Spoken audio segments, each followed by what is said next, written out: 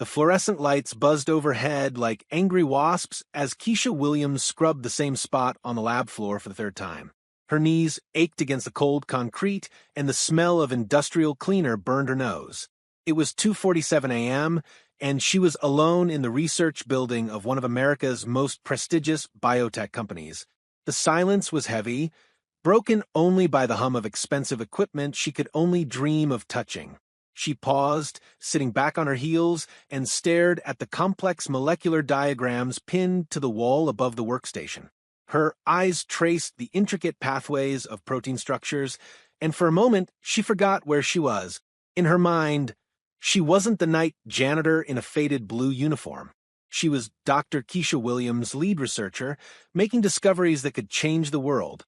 A tear rolled down her cheek, mixing salt with the sweat from her hard work. She quickly wiped it away and returned to scrubbing. This was her reality.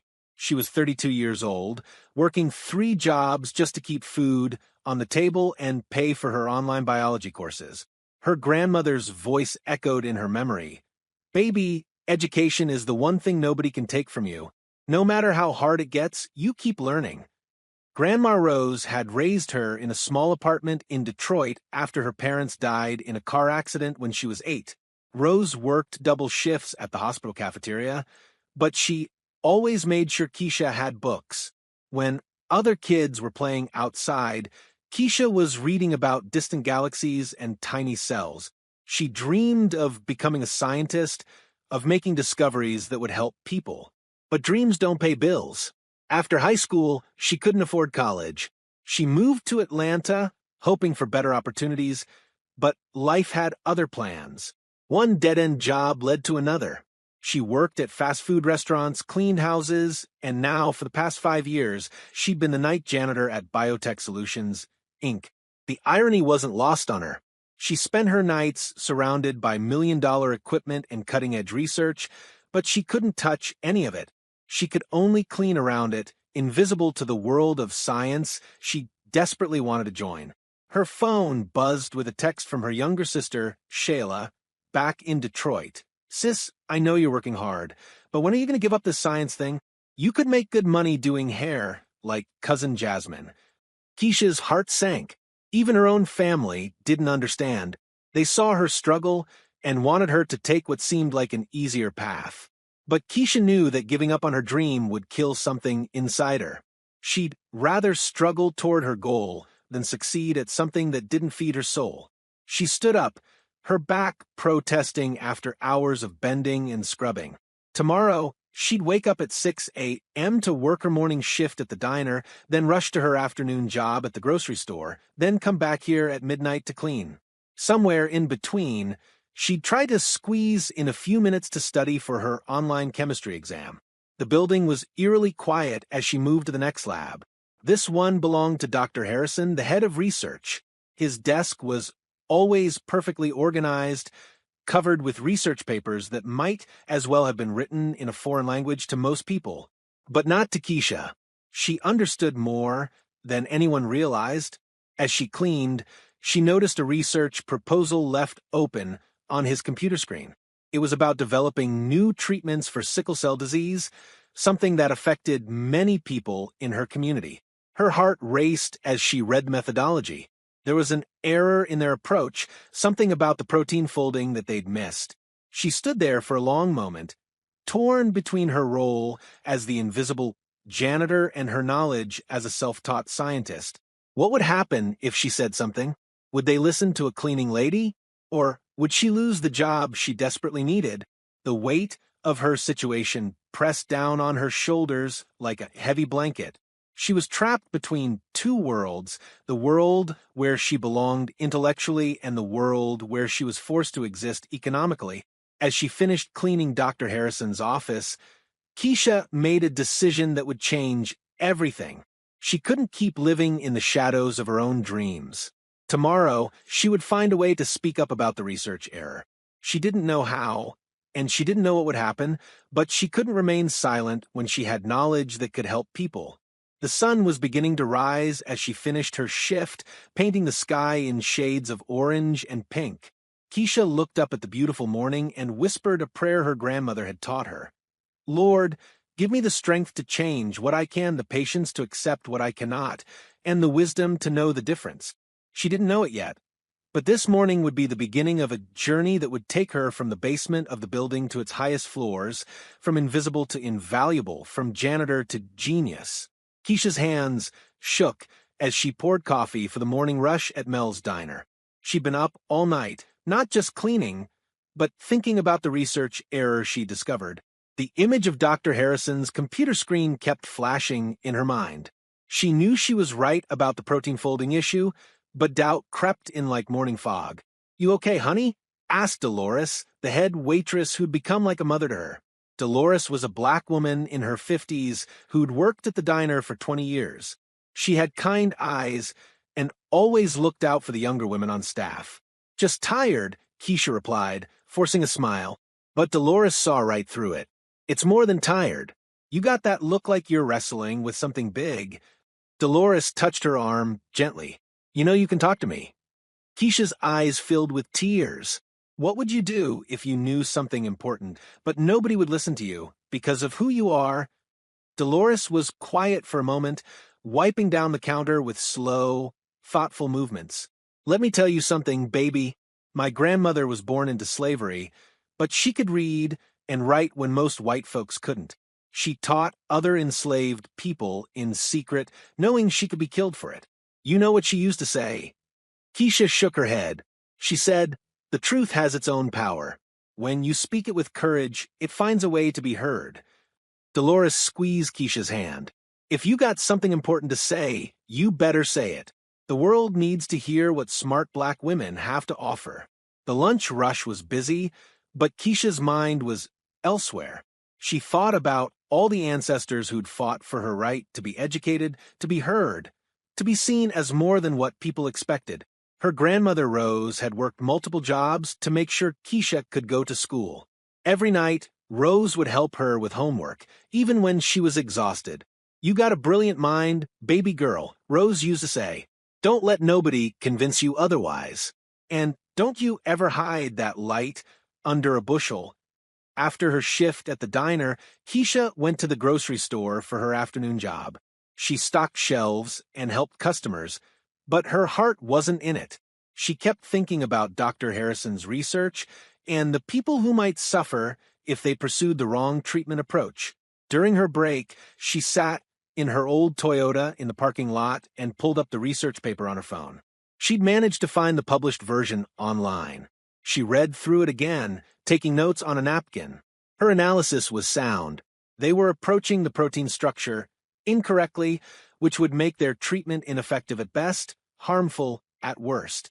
She thought about her community back in Detroit, where sickle cell disease affected so many families. Her neighbor Mrs. Johnson's grandson had the disease. She watched him struggle through painful episodes, missing school, missing out on being a regular kid. If there was a chance to develop better treatments, she couldn't stay silent. That evening, before heading to her night shift at Biotech Solutions, Keisha did something she'd never done before. She wrote an email to Dr. Harrison. She introduced herself as someone who cleaned his office and explained that she'd noticed an error in his research. She attached her own analysis, complete with corrected molecular diagrams she'd created using free software. Her finger hovered over the send button for a full 10 minutes. What if they fired her? What if they thought she was crazy? What if they accused her of stealing research secrets? But then she thought about Mrs. Johnson's grandson, about all the children who might benefit from better treatment. She thought about her grandmother's words about education being the one thing nobody could take from her. She thought about Dolores's story about her grandmother teaching enslaved people to read despite the danger. She pressed send. The email whooshed away into cyberspace, carrying with it all her hopes and fears. There was no taking it back now. As she drove to Biotech Solutions for another night of cleaning, Keisha felt a strange mix of terror and relief. She'd crossed a line she could never uncross. She'd stepped out of the shadows and into the light, consequences be damned. The building looked different somehow as she badged in through the employee entrance. It felt less like a prison and more like a place of possibility. She'd been walking these halls for 5 years as an invisible presence, but tonight she'd made herself known. As she gathered her cleaning supplies, her phone rang. It was Shayla calling from Detroit. "Hey sis, just checking on you. You sounded strange in your last text." "I did something today," Keisha said, her voice barely above a whisper. "What kind of something? Good something or bad something?" "I don't know yet. Maybe both." Keisha told her sister about the email, about speaking up about the research. There was silence on the other end of the line. Then Shayla said, quietly, "Keisha, you could lose your job. You know how much you need that money." "I know. But Shayla, what if I'm right? What if staying quiet means people don't get the help they need?" Another pause. Then Shayla's voice, full of emotion, "Grandma Rose would be proud of you." Scared as hell, but proud. As Keisha began her night shift, she felt different. Each lab she cleaned, each piece of equipment she dusted, felt less like a reminder of what she couldn't have and more like a promise of what might be possible. She didn't know that 3 floors above her, Dr. Harrison was sitting in his home office, reading her email for the 3rd time, his eyes growing wider with each paragraph. He didn't know that the janitor who cleaned his office was about to change both their lives forever. Dr. Marcus Harrison couldn't sleep. It was 3 a.m., and he was pacing his home office, Keisha's email open on his laptop. He'd read it 12 times, and each time he was more amazed. The analysis was brilliant, sophisticated, and completely correct. Their research team had been working on the protein folding problem for months, and the night janitor had solved it in what appeared to be her spare time. Marcus was a successful scientist, but he'd grown up poor in South Chicago. His mother had cleaned offices to put him through school. He knew what it meant to be overlooked, underestimated, but this was beyond anything he'd ever seen. He looked at the name again, Keisha Williams. He'd probably passed her in the halls hundreds of times without really seeing her. The thought made his stomach turn. How many brilliant minds were hidden in plain sight, their potential wasted because of circumstances and assumptions. At Biotech Solutions, Keisha was finishing up the 3rd floor, her movements automatic after 5 years of the same routine. She tried not to think about the email, but it was like trying not to think about breathing. Every few minutes, she'd check her phone. No response yet. What had she been thinking? Dr. Harrison was probably laughing about it with his colleagues, or worse, planning to have her fired for overstepping her boundaries. She was just the cleaning lady. Who was she to challenge the work of PhD scientists? But deep in her heart, she knew she was right. She'd been studying biochemistry for years, teaching herself through online courses, library books, and scientific journals. She might not have a degree on her wall, but she had knowledge in her head and passion in her heart. As she cleaned the main research lab, Keisha noticed something that made her freeze. There was a new paper on Dr. Harrison's desk that wasn't there yesterday. It was titled Addressing Critical Errors in Sickle Cell Treatment Research, and at the bottom, in Dr. Harrison's handwriting, was a note, "Need to meet with K. Williams immediately." Her heart stopped. Then it started beating so fast she thought she might faint. He'd read her email. He'd taken it seriously enough to start working on the corrections. But what did meet immediately mean? Was she in trouble, or was this an opportunity?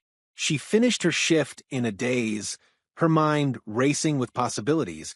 As she was preparing to leave, her phone rang. Unknown number. "Ms. Williams? This is Dr. Marcus Harrison from Biotech Solutions. I hope I'm not calling too early." Keisha's voice caught in her throat. "No, sir. I'm awake. I received your email about our sickle cell research. I'd like to meet with you today, if possible. Are you available this afternoon?" Yes, sir. But I work at the diner until 2 p.m. "That's fine. Could you come to my office at 3 p.m.? And Ms. Williams? Please don't worry about this meeting. I just want to talk." After he hung up, Keisha sat in her car for 20 minutes trying to process what had just happened. A part of her wanted to drive straight home and hide under her covers. Another part wanted to call in sick to all her jobs and spend the day preparing for what might be the most important conversation of her life. Instead, she went to Mel's diner and tried to act normal. But Dolores noticed immediately. "You look like you've seen a ghost, honey. What's going on?" Keisha told her about the email and the phone call. Dolores listened with growing amazement. Lord have mercy, Dolores said. You did it. You really did it. I don't know what I did. I might have just made everything worse. No, baby. You made everything possible. Whatever happens in that meeting, you've already won. You've shown them who you really are. The lunch shift dragged by like molasses. Every customer seemed to order the most complicated meal on the menu. Every minute felt like an hour.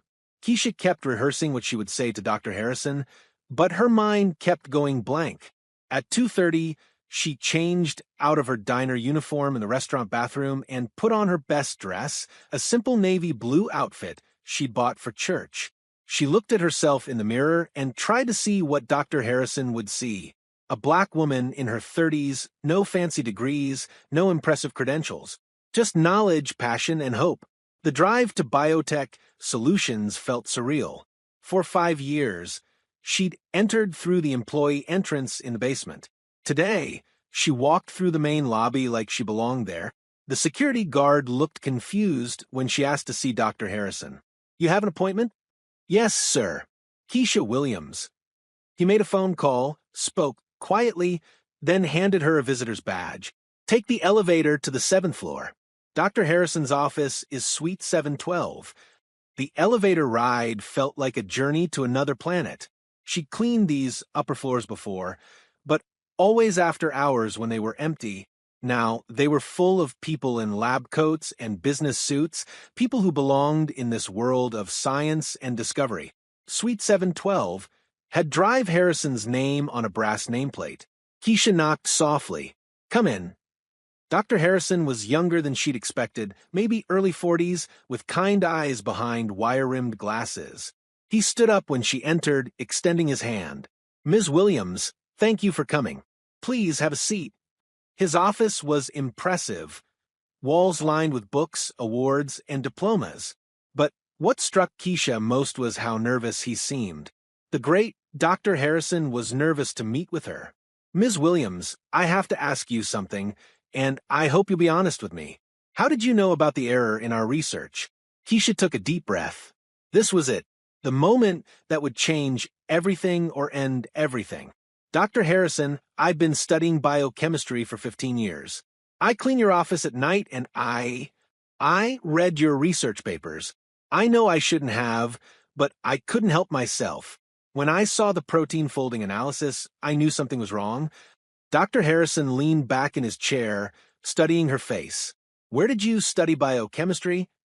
Online courses, library books, scientific journals, wherever I could learn. No formal education? I graduated high school. I wanted to go to college, but... She gestured helplessly. Life got in the way. Dr. Harrison was quiet for a long moment. Then he said something that would echo in Keisha's memory forever. Ms. Williams, in 20 years of research, I've never seen analysis as sophisticated as what you sent me. You didn't just find our error, you solved it. The question is, what do we do now? Dr. Harrison opened a folder on his desk and pulled out several pages covered with complex diagrams and equations. Ms. Williams, I spent most of last night working through your analysis. Not only were you correct about our error, but your proposed solution is elegant and innovative. I've been in this field for 20 years, and I'm embarrassed that my team missed what you caught. Keisha felt her heart hammering against her ribs. You're not angry that I looked at your research? Angry? Dr. Harrison laughed, but it was a warm sound. I'm amazed, and I'm ashamed that someone with your intelligence has been cleaning floors instead of leading research teams. He stood up and walked to the window overlooking the city. Can I tell you something personal, Ms. Williams? She nodded. My mother cleaned offices for 30 years to put me through school.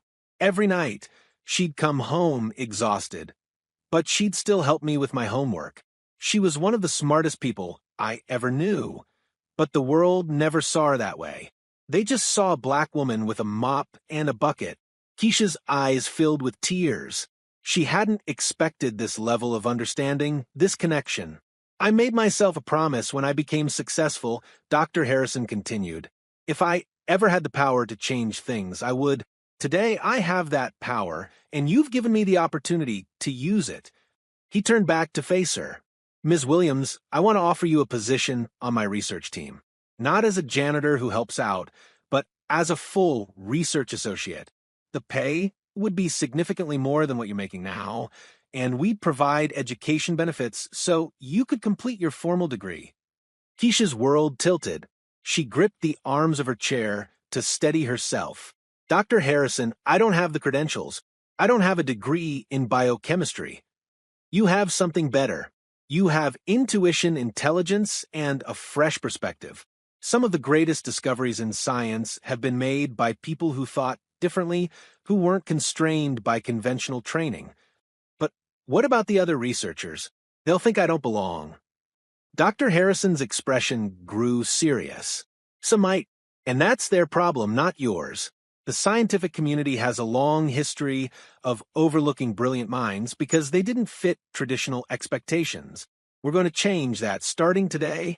Keisha couldn't speak. Tears were streaming down her face.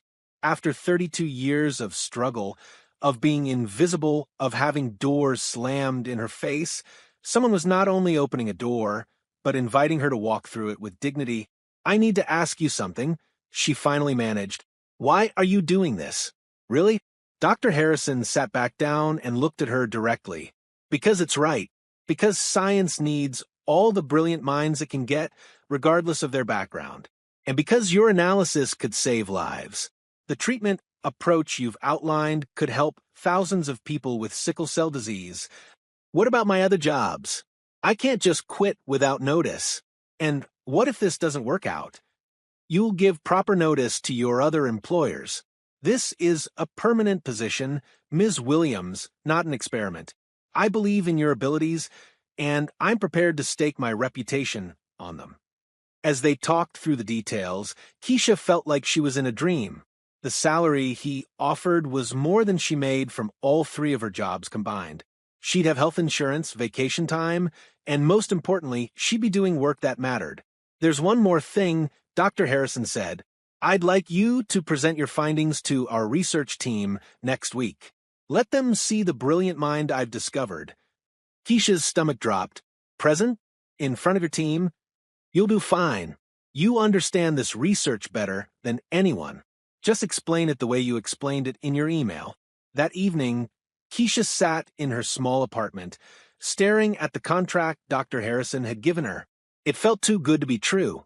She called Shayla in Detroit. Girl, you're lying, Shayla said when Keisha told her the news. I'm looking at the contract right now. Shayla, I'm going to be a real scientist. Oh my God, Keisha. Oh my God. Shayla started crying. Wait, let me call Mama Jones next door. She's got to hear this. You remember Mrs. Johnson, whose grandson has sickle cell? Of course. She's going to flip when she hears you're working on treatments for that disease. Keisha, you're going to help kids like Tyrone. After hanging up, Keisha walked to the small altar she'd set up in her bedroom with pictures of her parents and Grandma Rose. She lit a candle and whispered, Grandma, I made it. I finally made it. She could almost hear Rose's voice. I knew you would, baby girl. I always knew. The next morning at Mel's diner, Dolores took one look at Keisha's face and knew something had changed. You look different. You look, I don't know, taller somehow. When Keisha told her about the job offer, Dolores grabbed her in a fierce hug. I'm so proud of you, honey. But we're sure going to miss you around here. I'll still come by for coffee, Keisha promised. You better. And you better remember us little people when you're famous. Keisha laughed. Dolores, you taught me that the truth has power when you speak it with courage. I could never forget that. Her last night as a janitor at Biotech Solutions was bittersweet. She walked through the labs one more time, but now she saw them differently. Tomorrow, she wouldn't be cleaning around the equipment. She'd be using it. She wouldn't be invisible. She'd be invaluable. As she turned in her cleaning supplies and badge, the night security guard, James, looked surprised. You leaving us, Ms. Williams? I got promoted, she said with a smile. Good for you. You always seem too smart to be pushing a mop around here. As Keisha drove home that night, she thought about all the people who'd helped her reach this moment. Her parents, who'd loved her fiercely in the short time they had. Grandma Rose, who'd sacrificed everything for her education. Dolores, who'd reminded her to speak her truth with courage. And now Dr. Harrison, who'd seen her potential and given her a chance. But mostly she thought about herself. The little girl reading science books by flashlight under her covers. The teenager dreaming of making discoveries. The young woman who'd refused to give up even when everyone told her to be practical. She'd spent years feeling like she was on the outside looking in. Tomorrow, she'd walk through the front doors of Biotech Solutions as Dr. Harrison's newest research associate. She'd earned her place at the table through intelligence, perseverance, and the courage to speak up when it mattered. The janitor was about to become the genius she'd always been inside. Keisha stood in front of her bedroom mirror at 6 a.m., adjusting her new blazer for the 10th time. She'd spent her first week's advance on professional clothes, and everything still felt foreign on her body. The tags itched, the shoes pinched, and she couldn't shake the feeling that she was playing dress-up in someone else's life. Her phone buzzed with a text from Shayla. "Good luck today, sis. You got this. Make Grandma Rose proud." She'd barely slept. Her mind kept racing between excitement and terror. What if the other researchers saw right through her? What if she couldn't keep up? What if Dr. Harrison realized he'd made a mistake? The drive to Biotech Solutions felt different now. Instead of the employee parking lot in the back, she pulled into the main visitor section. Instead of the basement entrance, she walked through the front lobby. The security guard, the same one who'd been confused by her visitor appointment, looked up in surprise. "Ms. Williams, you're early for cleaning duty." "Actually," she said, her voice steadier than she felt, "I work here now. Research department." His eyebrows shot up, but he smiled. "Well, congratulations. That's wonderful news." The elevator ride to the 7th floor felt eternal. When the doors opened, she saw Dr. Harrison waiting for her with a warm smile and a cup of coffee. "Good morning, Keisha. Ready for your first day?" "Ready as I'll ever be," she replied, accepting the coffee gratefully. "I thought we'd start with a tour of your new workspace, then introduce you to the team." As they walked through the research department, Keisha tried to absorb everything without looking overwhelmed. State-of-the-art equipment worth millions of dollars, computers running complex simulations, researchers in crisp lab coats, moving with purpose and confidence. "This will be your lab space," Dr. Harrison said, opening a door to reveal a small but well-equipped laboratory. "And this is your office." Keisha stepped into the small room and nearly cried. She had an office, a real office with her name on a temporary nameplate, Keisha Williams, Research Associate. There was a desk, a computer, bookshelves, and a window overlooking the city. "It's perfect," she whispered. "I'm glad you like it. Now let's meet the team." The conference room was full of people in lab coats, all looking curious about the mysterious new team member. Dr. Harrison had been vague about her background, saying only that she was brilliant and had made a crucial discovery about their sickle cell research. "Everyone, I'd like you to meet Keisha Williams, our newest research associate. Keisha has identified a critical error in our protein folding analysis and developed an innovative solution." The introductions were polite but cautious. Dr. Jennifer Chun, a molecular biologist from Stanford. Dr. Robert Martinez, a biochemist from MIT. Dr. Sarah Johnson, a geneticist from Harvard. Advanced degrees from prestigious universities, years of experience, published research. Then there was Keisha Williams, former janitor with a high school diploma and an unshakable belief in herself. "So, Keisha," Dr. Chin said with a polite smile, "where did you complete your graduate work?" The room went quiet. Keisha felt every eye on her, waiting for her to claim credentials she didn't have. "I didn't," she said simply. "I'm self-taught." The silence was deafening. A few researchers exchanged glances. She could almost hear their thoughts. "Self-taught? What kind of joke is this?" Dr. Martinez cleared his throat. "That's unusual. How exactly did you identify errors in our research without formal training?" Keisha felt her face burning. But she remembered Dolores's words about speaking truth with courage. I've been studying biochemistry for 15 years through online courses, textbooks, and journal articles. When I saw your protein folding analysis, I recognized that the tertiary structure predictions didn't account for the hydrophobic interactions in the sickle cell hemoglobin variant. The technical explanation seemed to surprise them. Dr. Johnson leaned forward. You said 15 years of study. What prompted that level of dedication? My neighbor's grandson has sickle cell disease. I wanted to understand it, to see if there was anything I could do to help. Something shifted in the room's atmosphere. The skepticism didn't disappear, but it mixed with curiosity. Dr. Harrison pulled up Keisha's analysis on the main screen. Keisha, would you walk us through your findings? This was the moment she'd been dreading and anticipating. Standing in front of these brilliant scientists, explaining research that could change lives. Her hands shook as she approached the whiteboard, but her voice grew stronger as she began to speak. The current approach assumes the mutated hemoglobin behaves like normal hemoglobin under deoxygenated conditions. But if you look at the molecular dynamics, she began drawing diagrams, explaining complex interactions with a clarity that surprised even herself. 20 minutes later, the room was completely silent. The researchers stared at the whiteboard covered with Keisha's diagrams and equations. Dr. Chen was the first to speak. This is brilliant. I can't believe we missed this. Dr. Martinez nodded slowly. The implications for treatment development are enormous. Dr. Harrison smiled. This is why Keisha is here. Fresh perspective, innovative thinking, and most importantly, the courage to speak up when she sees a problem. After the meeting, Dr. Chen approached Keisha privately. I owe you an apology.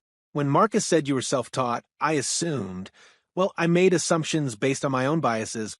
Your analysis is more sophisticated than work I've seen from postdocs. Thank you, Keisha said. I know this is unusual. Unusual isn't bad. Some of the greatest discoveries have come from people who thought differently. Dr. Chen smiled. I'd love to collaborate with you on the next phase of this research.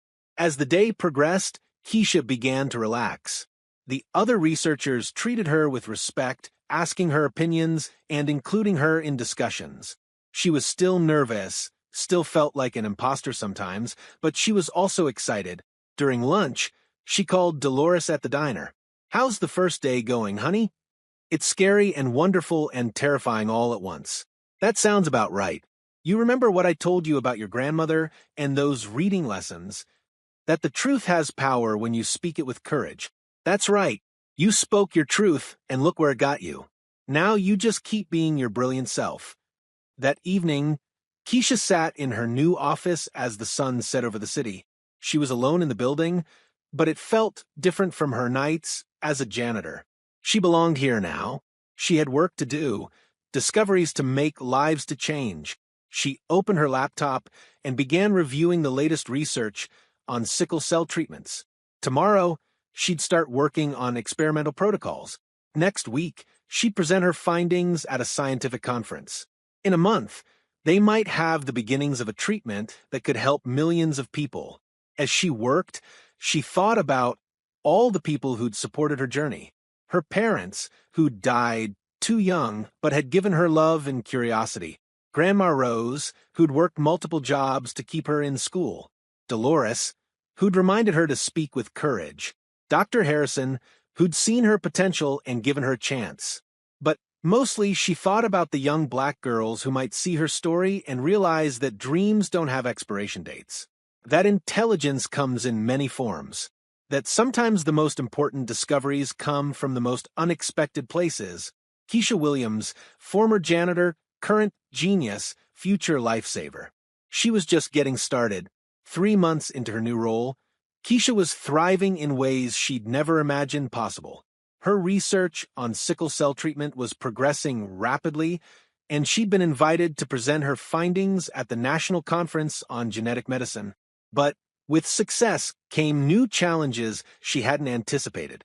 The invitation to the conference sat on her desk, official and intimidating. Dr. Harrison had nominated her to present their breakthrough research to hundreds of the country's top scientists.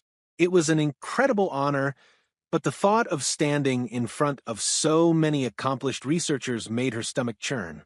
"You look like you've seen a ghost," Dr. Chen said, poking her head into Keisha's office. "Jennifer, look at this." Keisha handed her the conference invitation. "They want me to present at the national conference." "Me?" Dr. Chen smiled. "That's fantastic news. Your research deserves that platform. But what if I mess up? What if they ask questions I can't answer? I don't have their credentials, their background." "Keisha, sit down." Jennifer came into the office and closed the door. "Can I tell you something? I've been to dozens of these conferences. Half the presenters are recycling old research with fancy new terminology. Your work is genuinely innovative. You're not an imposter, you're a pioneer." Despite Jennifer's reassurance, Keisha couldn't shake her anxiety. The conference was in 2 weeks, and she'd been having the same nightmare every night. Standing at the podium, opening her mouth to speak, and having nothing come out but silence while hundreds of scientists stared at her in judgment. Her fears weren't entirely unfounded. That afternoon, she overheard a conversation in the break room that made her blood run cold.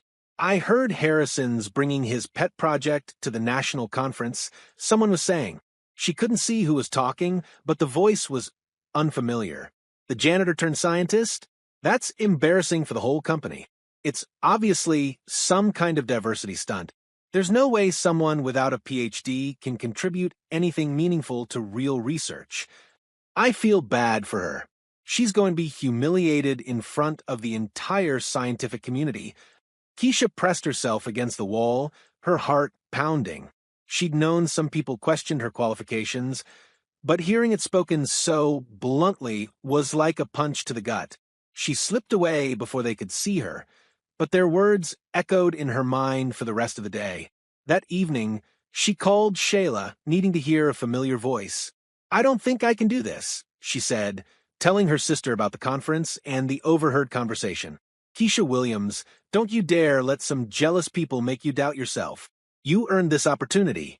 Dr. Harrison didn't invite you out of pity, he invited you because you're brilliant. But what if they're right? What if I am just a diversity stunt? Listen to me." Shayla's voice was firm. "Do you remember when we were kids and you used to explain photosynthesis to me using Grandma's houseplants? You were 8 years old, and you already understood science better than most adults. That wasn't diversity, that was pure genius." After hanging up, Keisha sat in her apartment looking at family photos. There was one of her with Grandma Rose at her high school graduation. Rose was beaming with pride, her arm around Keisha's shoulders. "I wish you were here, Grandma," she whispered. "I don't know if I'm strong enough for this." But even as she said it, she could hear Rose's voice in her memory. "Baby girl, strength isn't about not being scared. It's about doing what needs to be done, even when you're trembling." The next morning, Keisha made a decision. She arrived at work early and went straight to Dr. Harrison's office. "Marcus, I need to ask you something, and I need you to be completely honest with me." He looked up from his computer. "Of course. What's on your mind? Did you nominate me for this conference because of my research, or because you wanted to make a statement about diversity?" Dr. Harrison's expression grew serious. He closed his laptop and gave her his full attention. "Keisha, I nominated you because your research is groundbreaking. Period. If I wanted to make a diversity statement, I would have done it with someone who had traditional credentials to make the point safely. Nominating you was a risk to my own reputation because I knew people would question your background. Then why did you do it? Because science is about truth, not credentials. Your discovery could help millions of people. That's more important than what some closed-minded colleagues might think." His words helped, but Keisha still felt the weight of representation on her shoulders.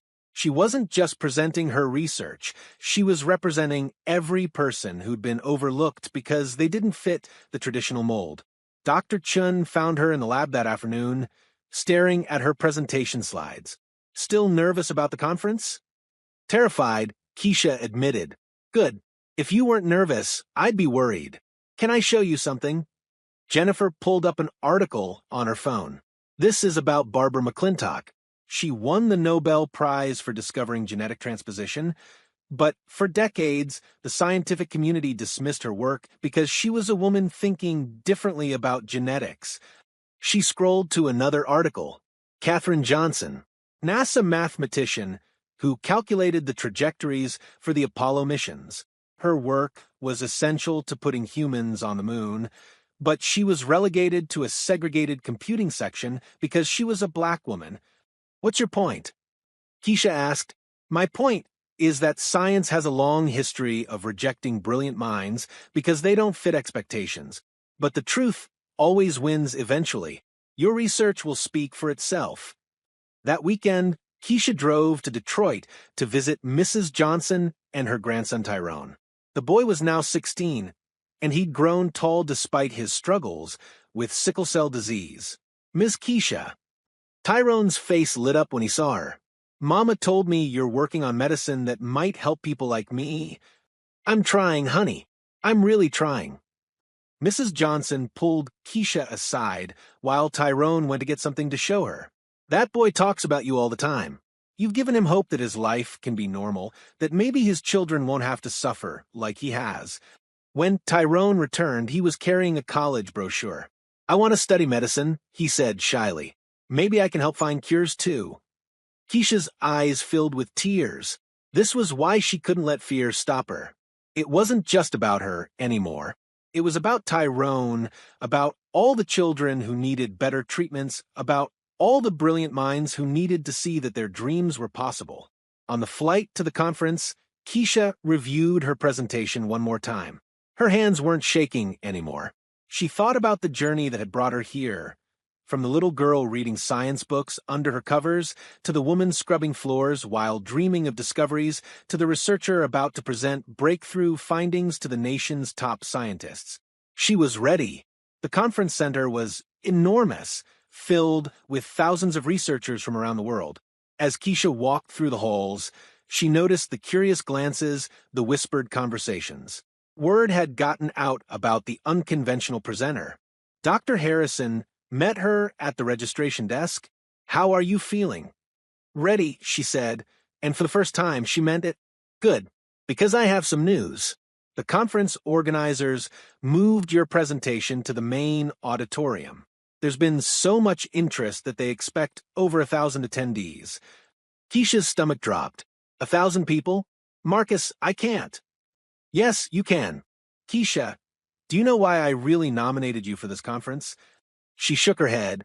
Because 30 years from now, when young scientists read about the breakthrough treatment for sickle cell disease, I want them to know it came from a woman who never gave up on her dreams. I want them to know that brilliance comes from unexpected places. That evening, Keisha stood outside the auditorium, listening to her introduction being read to the packed audience. In a few minutes, she would walk onto that stage and share her discovery with the world. She thought about everyone who had supported her journey. Her parents, Grandma Rose, Dolores, Dr. Harrison, her sister Shayla. She thought about Tyrone and all the children who needed hope. Then she heard her name being called, and she walked onto the stage to change the world. The auditorium fell silent as Keisha walked to the podium. 1,000 of the world's top scientists watched her approach, their faces a mixture of curiosity, skepticism, and anticipation. The lights were bright, almost blinding, and for a moment she felt like she might faint. She gripped the podium and looked out at the sea of faces. In the third row, she spotted Dr. Harrison, giving her an encouraging nod. In the back, she could see conference organizers with cameras, ready to document what many expected to be either a breakthrough moment or a spectacular failure. Good morning, she began, her voice carrying clearly through the auditorium sound system.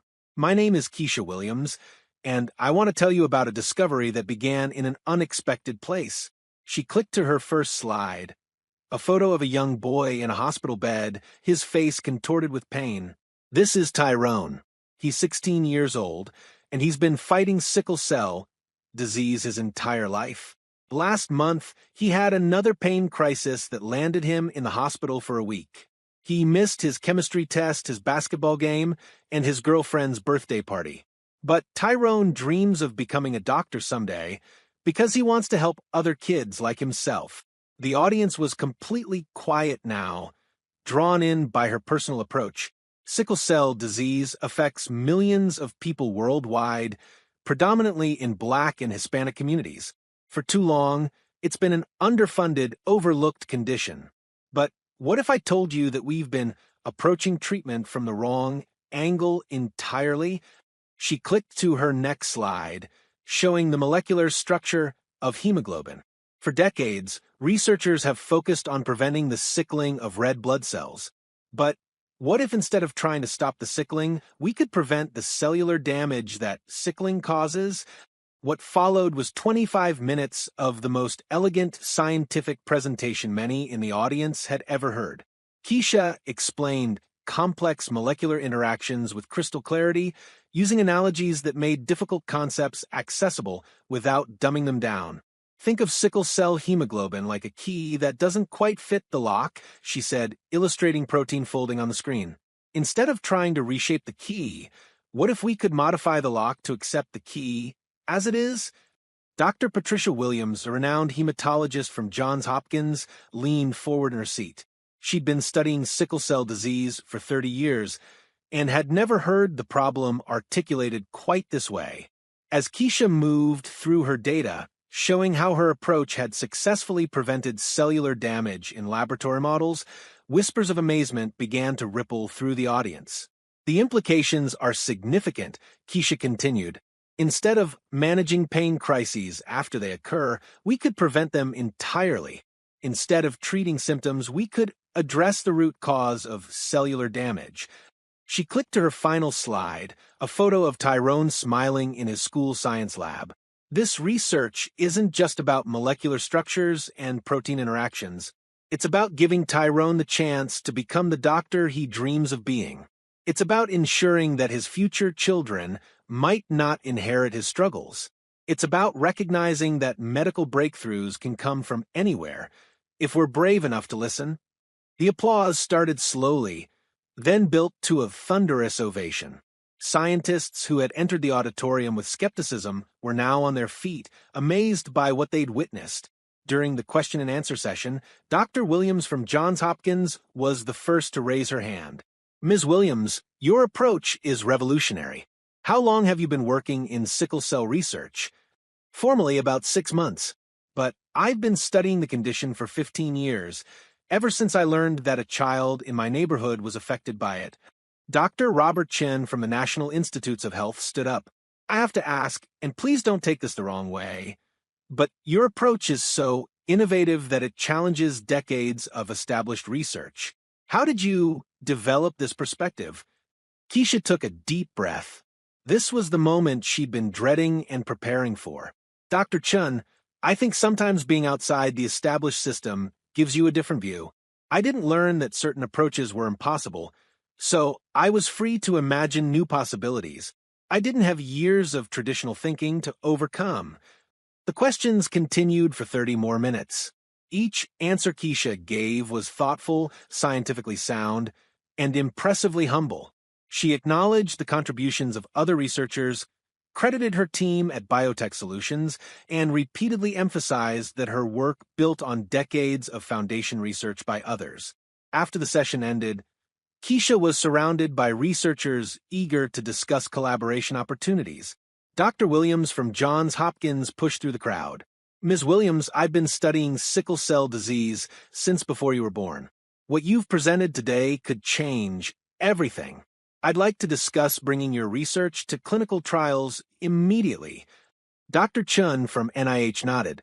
We need to talk about funding. This research deserves significant support.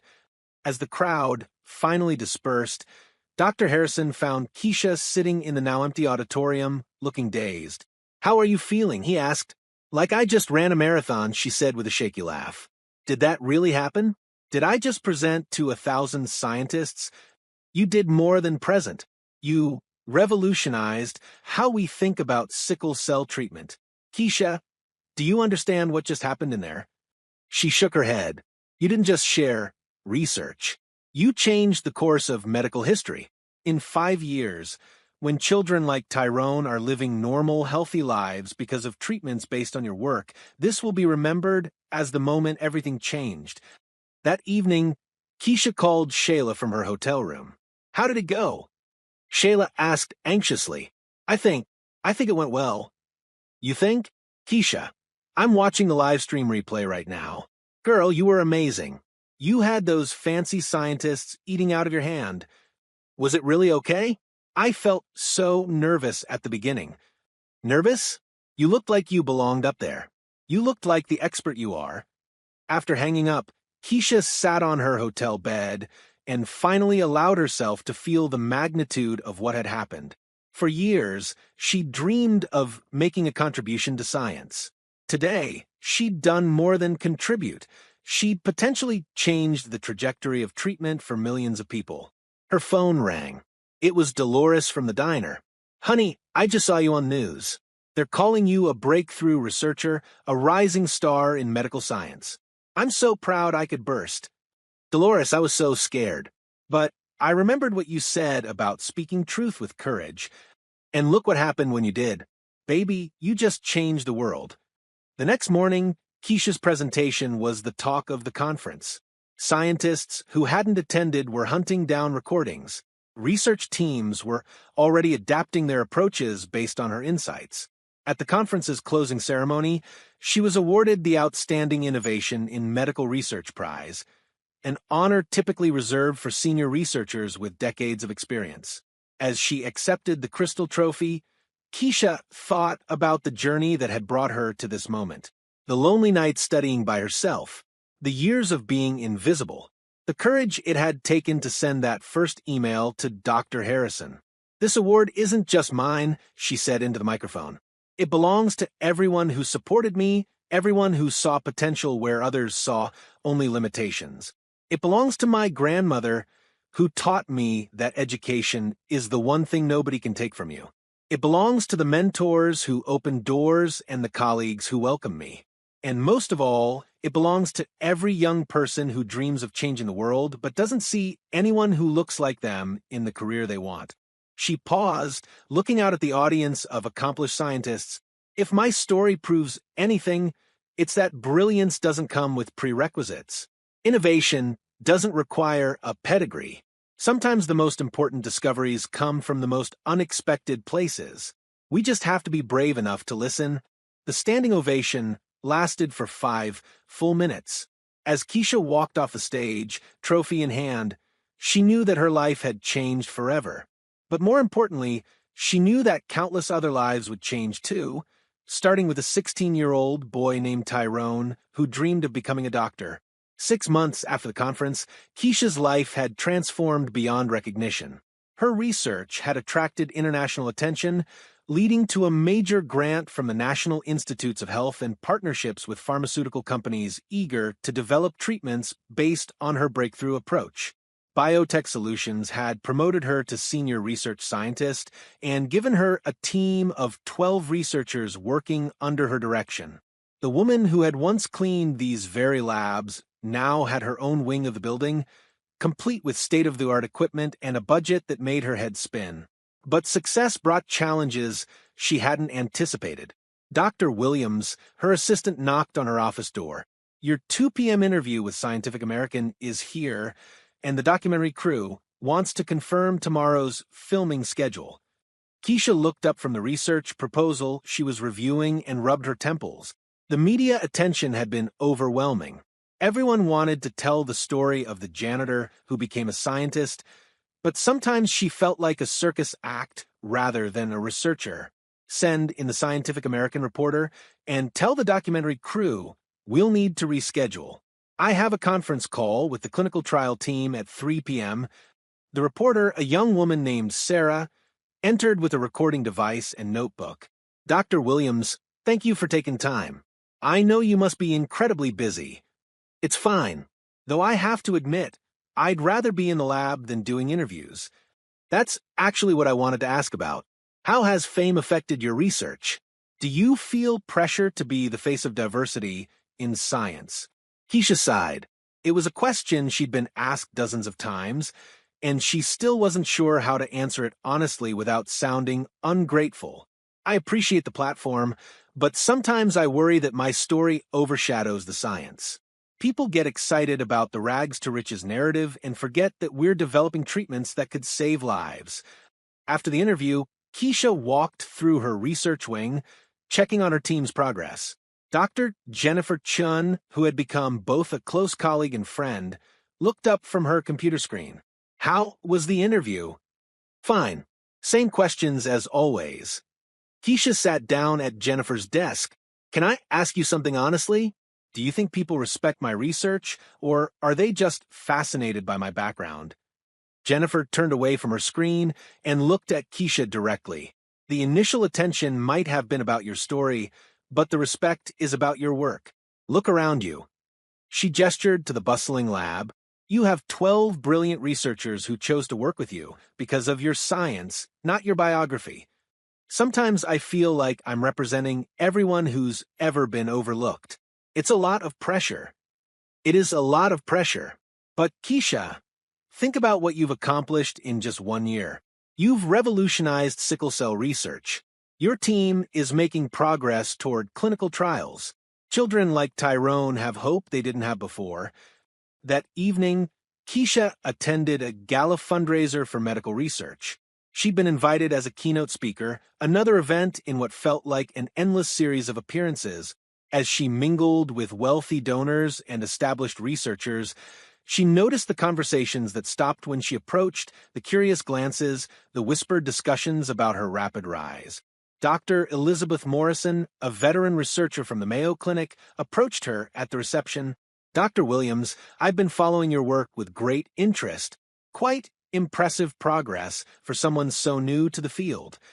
There was something in her tone that put Keisha on guard. Thank you, Dr. Morrison.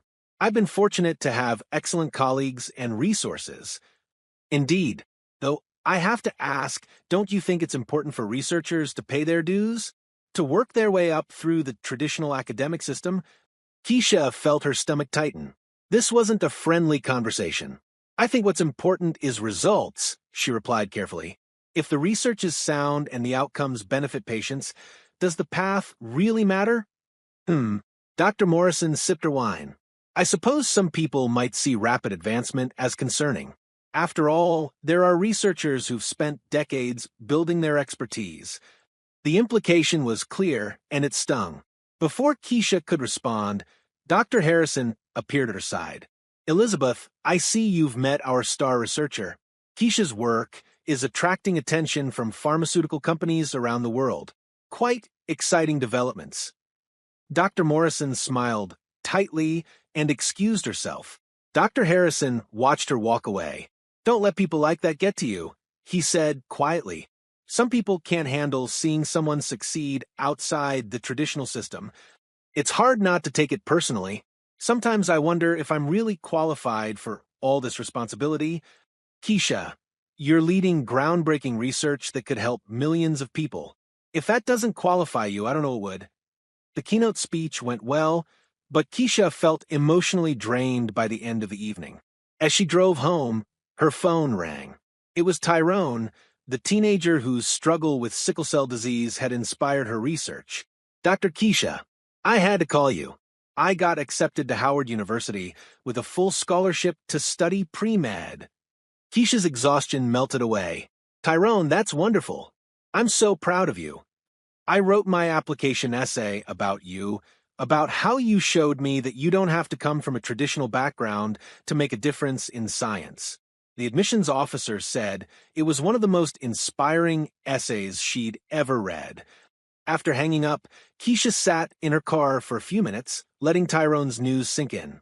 This was why she did the work, endured the criticism, dealt with the pressure. It wasn't about proving herself to skeptical colleagues. It was about opening doors for the next generation. The next morning brought encouraging news from a lab.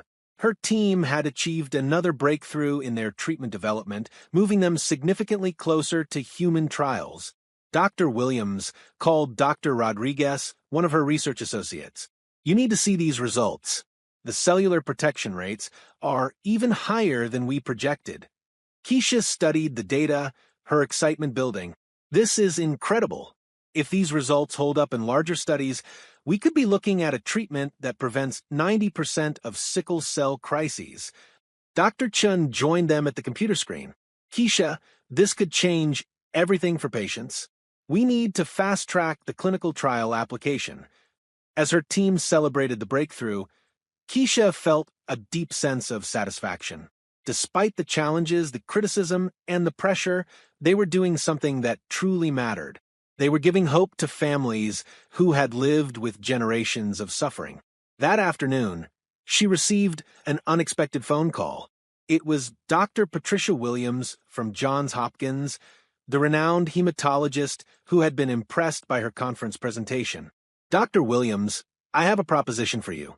Johns Hopkins is creating a new research institute focused on neglected diseases that disproportionately affect minority communities. We want you to consider leading it. Keisha was speechless. Leading a research institute at one of the world's most prestigious medical schools was beyond anything she'd ever imagined. It would mean leaving biotech solutions, Dr. Williams continued, but it would also mean having the resources to expand your research far beyond sickle cell disease. You could address health disparities on a scale that could impact millions of lives. I would need time to think about it. Of course, take all the time you need. But Keisha, I want you to know that this offer isn't about your background or your story. It's about your brilliant mind and your proven ability to innovate. You've earned this opportunity. That evening, Keisha called Shayla to discuss the offer. Girl, Johns Hopkins? That's like the Harvard of medical schools. I know. It's terrifying and exciting at the same time. What's scary about it? You've already proven you belong in this world. Have I? Sometimes I still feel like I'm pretending to be someone I'm not. Keisha Williams, listen to me. You are not pretending. You are exactly who you were meant to be. You're a brilliant scientist who happens to have an unconventional background. That's your strength, not your weakness. As she considered the Johns Hopkins offer, Keisha reflected on how far she'd come. 2 years ago, she was scrubbing floors and dreaming of making a scientific contribution. Now she was being offered the chance to lead a research institute at one of the world's most prestigious medical schools. The little girl who had read science books under her covers had grown into a woman changing the world of medicine. The journey hadn't been easy, and she knew greater challenges lay ahead. But she also knew that she had the courage, intelligence, and support system to face whatever came next. The janitor had become the genius she'd always been inside. Now it was time to see how far that genius could take her. The Johns Hopkins offer had been weighing on Keisha's mind for weeks when an unexpected development added a new dimension to her decision-making process. It started with a collaboration meeting that would change more than just her research trajectory. Dr. David Chun, Jennifer's brother and the CEO of MedTech Innovations, had requested a meeting to discuss potential partnerships for bringing Keisha's sickle cell treatment to market. When he walked into the Biotech Solutions conference room, Keisha was struck by his presence, not just his obvious success and confidence, but something gentler in his demeanor that put her at ease. Dr. Williams, thank you for taking this meeting. I've been following your research since the national conference. What you've accomplished is remarkable. David was different from the other pharmaceutical executives she'd met. He asked thoughtful questions about the research itself rather than just the profit potential. He wanted to understand the patient impact, the community benefits, the long-term implications for healthcare equity. My company is interested in more than just licensing your treatment, he said. We want to ensure it reaches the communities that need it most at prices people can afford. That's refreshing to hear, Keisha replied. Too often, breakthrough treatments become available only to those who can pay premium prices. I didn't always have money, David said quietly. My family immigrated here with nothing. My mother cleaned houses while my father worked in a factory. I remember what it's like to need medical care you can't afford. Something in his tone made Keisha look at him more carefully. Beneath the expensive suit and polished presentation was someone who understood struggle, who hadn't forgotten where he came from. After the formal meeting ended, David lingered as the other attendees filed out. "Dr. Williams, I hope this doesn't seem inappropriate, but would you like to continue our discussion over dinner? I have some ideas about community partnerships that might interest you." Keisha hesitated. She'd been so focused on her career that she hadn't dated anyone seriously in years. But there was something about David that intrigued her, his obvious intelligence, his commitment to making treatments accessible, and the way he seemed genuinely interested in her thoughts rather than just her research. "That would be nice," she said. Dinner was supposed to be about business, but the conversation quickly moved beyond research and partnerships. They talked about their families, their journeys, their dreams for the future. David shared stories about building his company from scratch, about the failures and setbacks that had taught him resilience. Keisha found herself opening up about her own struggles, her fears about being taken seriously, her determination to use her success to help others. "Can I confess something?" David said as they shared dessert. "I've attended dozens of scientific conferences, but I've never heard a presentation as compelling as yours. It wasn't just the research, though that was brilliant. It was your passion, your connection to the people you're trying to help." "I almost didn't give that presentation," Keisha admitted. "I was terrified that I didn't belong there. But you did it anyway. That's what makes you extraordinary." As he walked her to her car, Keisha felt something she hadn't experienced in years, the flutter of genuine romantic interest. But she also felt the weight of her professional responsibilities. "David, I should mention that I'm considering a position at Johns Hopkins. If I take it, I'll be moving to Baltimore. The Research Institute position? I heard rumors about that offer. It's an incredible opportunity. You don't think I should stay here and build on what I've started?" David was quiet for a moment. "Keisha, I think you should follow your passion wherever it leads. If that's Johns Hopkins, then that's where you belong." Over the following weeks, David found reasons to visit Biotech Solutions frequently. Sometimes it was legitimate business, discussions about clinical trial partnerships, manufacturing agreements, distribution strategies. But increasingly, Keisha suspected he was coming to see her. Their professional relationship gradually deepened into friendship, and friendship began to blossom into something more.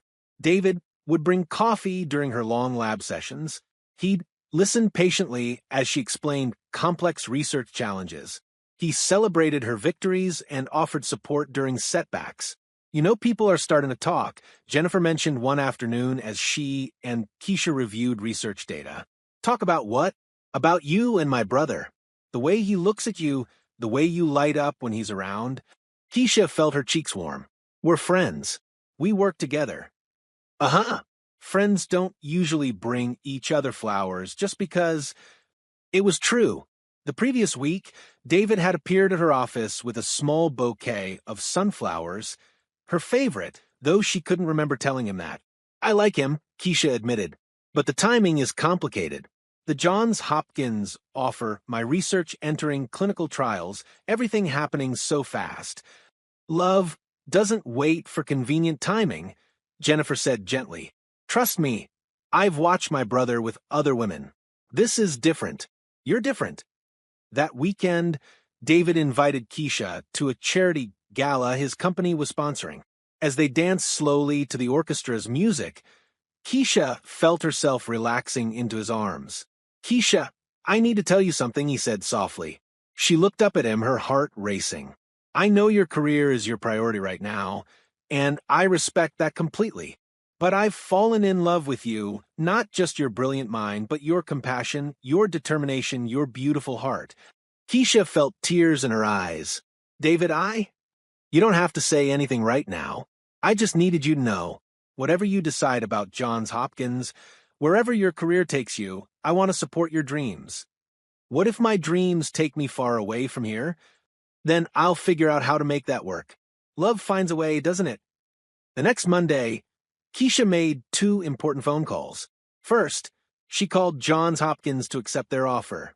The opportunity to lead research on multiple neglected diseases, to address health disparities on a national scale, was too important to pass up. Then she called David. "I took the Johns Hopkins position," she said without preamble. "Congratulations. I'm proud of you, even though I'll miss seeing you every day." "David, what if you didn't have to miss me?" "What do you mean?" "I mean, what if you moved to Baltimore too? I know you can run your company from anywhere, and there are incredible opportunities for pharmaceutical partnerships on the East Coast." There was silence on the other end of the line. Then David's voice filled with emotion. "Are you asking me to move across the country with you? I'm asking if you'd consider it. I'm asking if what we have is worth exploring, even if it means big changes for both of us." "Keisha, I'd move anywhere to be with you. The question is, are you sure? Your career is taking off like a rocket. Are you ready for a relationship in the middle of all that?" Keisha thought about her conversation with Jennifer about love not waiting for convenient timing. She thought about how David made her laugh, how he supported her dreams, how he saw her as both a brilliant scientist and a woman worthy of love. "I'm ready," she said. "I'm ready to build a life that includes both my work and someone who believes in me completely." "Then let's do it. Let's move to Baltimore and see what adventures await us." As Keisha hung up the phone, she felt a joy that was different from her professional successes.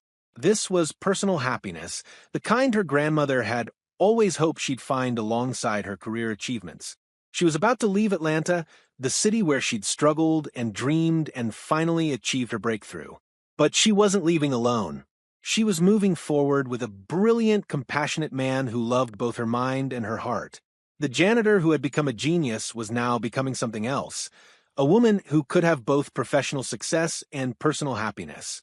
As she began planning for Johns Hopkins and her new life with David, Keisha realized that the best chapters of her story were still being written. 2 years later, Keisha stood in the gleaming research facility of the Williams Institute for Health Equity at Johns Hopkins, watching her team prepare for a celebration that would mark the culmination of her incredible journey. The clinical trials for her sickle cell treatment had been an overwhelming success, and today they were announcing the FDA's approval for the therapy that would soon be available to patients worldwide. The institute bore her name now, a recognition that still felt surreal. Under her leadership, they'd expanded beyond sickle cell disease to tackle lupus, type 2 diabetes, and hypertension, conditions that disproportionately affected communities of color.